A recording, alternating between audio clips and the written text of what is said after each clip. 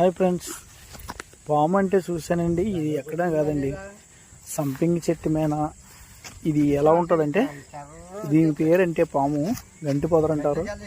ఇది కుట్టిన ప్రమాదం ఏం కాదు, కానీ 3-4 రోజులు కాలు మేము కుట్టినా చేయి మీద కుట్టినా ఎక్కడైనా వాపు మాత్రం విపరీతంగా ఉంటుంది, విపరీతంగా పెయిన్ వస్తుందండి. తర్వాత ఇది జంతువులా చూడేసుకుని చీకటి ప్రదేశంలో అంటే చెట్లు పొదల్లో ఆకు దాని శరీరాన్ని మార్చుకుని అదే రంగులో ఉండిపోద్దండి, గ్రీన్ కలర్. ఈ పాము చూడండి, నేను దీని పౌరుషం ఎంత ఉంటుందని నేను గమనించి దీంతో సరసాలాడుతున్నాను. మీరు ఏమనుకోద్దు, ఎందుకంటే దీని పవర్ ఎలా ఉంటుందో మీకు చూపించడానికి నేను ట్రై చేసి చూడండి ఎలా మీదకి ఎలా వస్తుందో. కానీ దీన్ని హాని చేయలేదు, నేను వదిలిపెట్టేశాను. మరి పాము గురించి అంటే చాలామంది కుట్టేయాలంటారు, ఇసుపురుగులు ఉండకూడదంటారు.